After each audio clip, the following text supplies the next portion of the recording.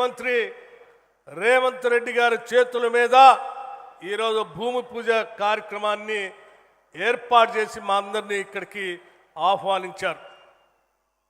తెలంగాణ రాష్ట్రంలో హ్యామ్ పేరు మీద 13,000 కోట్ల రూపాయలు, మిగతా ప్లాన్ బడ్జెట్ మిగతా కార్యక్రమాల పేరు మీద మరో 6,000 మరో 4,000 మొత్తంగా కలిపి ఇతరత్ర శాంక్షన్ తీసుకునే దాదాపు 23,000 కోట్ల రూపాయలతో ఈరోజు కోమటిరెడ్డి వెంకటరెడ్డి గారు ఈ తెలంగాణ రాష్ట్రంలో రోడ్ల కార్యక్రమాన్ని ఒక పండగలాగా మొదలు పెడతా ఉన్నారు.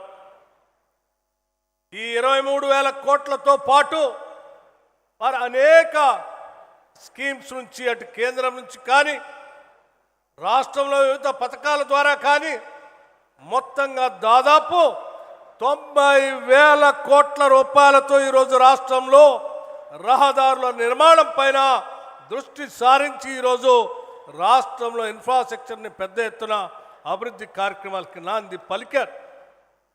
ఇది తెలంగాణ రాష్ట్ర భవిష్యత్తుకి అద్భుతమైనటువంటి పునాదులు వేసేటువంటి కార్యక్రమం. ఈరోజు నల్గొండ జిల్లాలో పెద్ద ఎత్తున సమావేశం పెట్టడానికి కేవలం రోడ్లకు సంబంధించి భూమి పూజ కార్యక్రమం ఒక్కటే కాదు, నల్గొండ జిల్లా కానీ లేకపోతే రేపు 30వ తారీఖున జరిగినటువంటి సభ రైతు ఆశీర్వాద సభ సంబంధించి కానీ 2 జిల్లాలు కూడా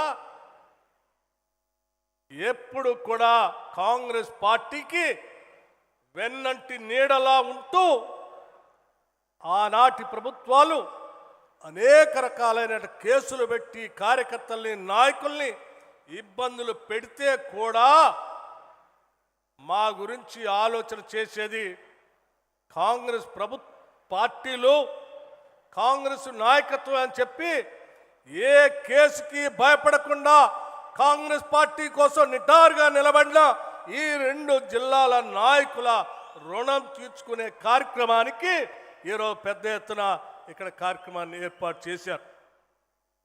ఆ రోజు మేము చూసాం.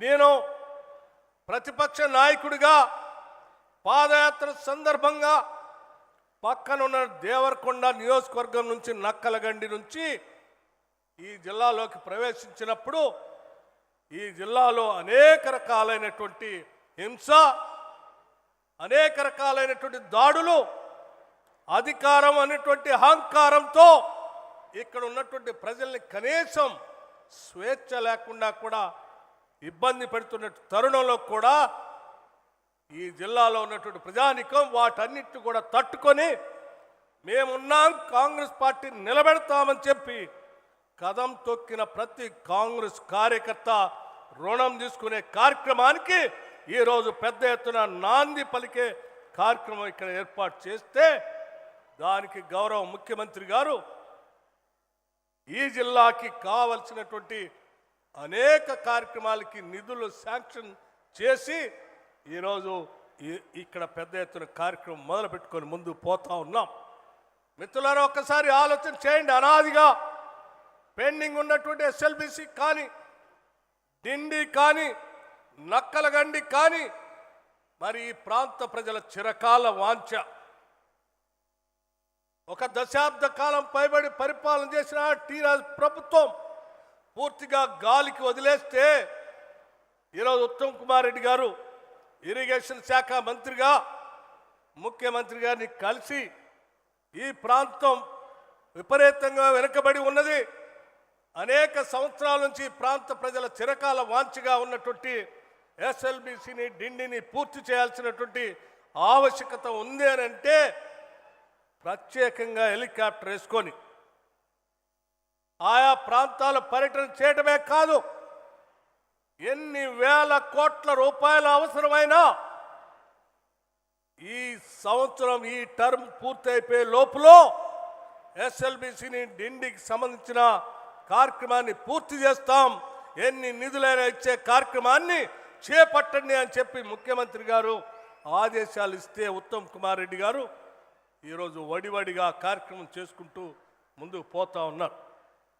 మిత్రులారా, ఆనాటి ప్రభుత్వానికి మన ప్రభుత్వానికి ఉన్న తేడా ఒక్కటే. ఆనాటి ప్రభుత్వాలు అహంకారం, అధికారం అని తలకెక్కి ప్రజల్ని హింసించే కార్యక్రమం చేపడితే, ఈరోజు మన ప్రభుత్వం మానవీయ కోణంతో ప్రజల అవసరాలు తీర్చడం కోసం కావలసిన కార్యక్రమాల్ని చేపట్టి ఈ ప్రాంత ప్రజలకి ముఖ్యంగా నీళ్ళు అందించే కార్యక్రమంతో పాటు ఈ ప్రాంతంలో ఉన్నటువంటి పేద మహిళలు అందరి కోసం, మధ్యతరగతి మహిళల కోసం పెద్ద ఎత్తున వడ్డీ లేని రుణాలు ఇచ్చే కార్యక్రమాన్ని చేపట్టి రాష్ట్ర వ్యాప్తంగా సంవత్సరానికి 20,000 కోట్ల పైబడి 5 సంవత్సరాల్లో 1,00,000 కోట్ల పైబడి మహిళలందరికీ వడ్డీ లేని రుణాలు ఇప్పించే కార్యక్రమాన్ని ఈరోజు ఇందిరమ్మ ప్రభుత్వం తీసుకొని ముందుకు పోతాం. పేదవాడికి ఇల్లు లేకపోయి ఇబ్బంది పడతా ఉంటే ప్రతి పేద కుటుంబానికి, గూడు లేని కుటుంబానికి 5 లక్షల రూపాయల లెక్క 4,50,000 ఇళ్లని పేదవాళ్ళకి ఇల్లు ఇచ్చి ఈరోజు 22,500 కోట్ల రూపాయలతో పేదలకు ఇల్లు కట్టించే కార్యక్రమాన్ని చేపట్టి ముందుకు పోతాం. రాష్ట్రంలో 1,15,00,000 కుటుంబాలు ఉంటే 1,06,00,000 కుటుంబాలకు ఒక్కొక్కరికి 6 కేజీల లెక్క కట్టి సన్న బియ్యాన్ని ప్రతి పేద మధ్యతరగతి కుటుంబం కూడా ఇవాళ తినాలనే ఆలోచనతో ఇంటింటికి బియ్యం ఇచ్చే కార్యక్రమాన్ని చేపట్టింది. అదేవిధంగా ప్రతి పేద మధ్యతరగతి కుటుంబానికి 200 యూనిట్లు ఉచిత కరెంట్ ఇచ్చే విధంగా 53 లక్షల కుటుంబాలకి ఈరోజు ఉచితంగా కరెంట్ ఇచ్చే కార్యక్రమాన్ని చేస్తూ ఉన్నాం. మహిళలందరూ ఉచితంగా బస్సులో తిరిగే కార్యక్రమం కానీ ఇలా చెప్పుకుంటూ పోతే అనేక అభివృద్ధి కార్యక్రమాలని ఈరోజు మానవీయ కోణంతో ప్రజల అవసరాలు తీర్చే కార్యక్రమాల్ని కాంగ్రెస్ ప్రభుత్వం చేసుకుంటూ ముందుకు పోతా ఉంది. అందుకే చాలా స్పష్టంగా చెప్తా ఉన్నాను, ఈరోజు ఉమ్మడి నల్గొండ జిల్లా కానీ లేకపోతే పక్కనున్న ఖమ్మం జిల్లా కానీ నిరంతరం కాంగ్రెస్ పార్టీ కోసం నిటారుగా నిలబడి మమ్మల్ని ఆ రోజు పోరాటం చేయండి అని చెప్పి మా వెనక ఉండి నిలబడి ఆశీర్వదించిన మీ రుణం తీర్చుకునే కార్యక్రమం ఈరోజు మాకు అవకాశం వచ్చింది. ఈ అవకాశం సందర్భంగా తప్పనిసరిగా ప్రజలని మానవీయ కోణంతో ఆలోచన చేసి ఎటువంటి భయం లేకుండా స్వేచ్ఛగా, స్వాతంత్రంగా మానవీయ అవసరాలను తీర్చేటువంటి కార్యక్రమాన్ని చేపట్టే ప్రభుత్వంగా ఈరోజు ముందుకు వచ్చాం. మీ కార్యక్రమాలు చేపట్టి ముందుకు పోతా ఉన్నాం. గతంలో ఏ రకంగా అయితే ఆశీర్వదించి మా వెన్నంటి నిలబడి ఉన్నారో భవిష్యత్తులో కూడా అదే రకంగా ఉండాలని చెప్పి మీ అందరినీ నేను మనస్ఫూర్తిగా కోరుకుంటూ, సమయం తక్కువగా ఉన్నది కాబట్టి ఇంకా చాలా విషయాలు చెప్పే ఉన్నాయి, సమయం తక్కువగా ఉన్నది కాబట్టి నేను ముగిస్తూ మీ అందరికి ఒకటే విజ్ఞప్తి చేస్తూ ఉన్నాం. తప్పనిసరిగా ప్రజల అవసరాలే మా ఎజెండాగా, ప్రజా సంక్షేమమే మా ఎజెండాగా, మీ అవసరాలే మా అవసరాలుగా భావిస్తూ మీకోసమే ఈ ప్రభుత్వం అంకితమై పనిచేస్తుంది.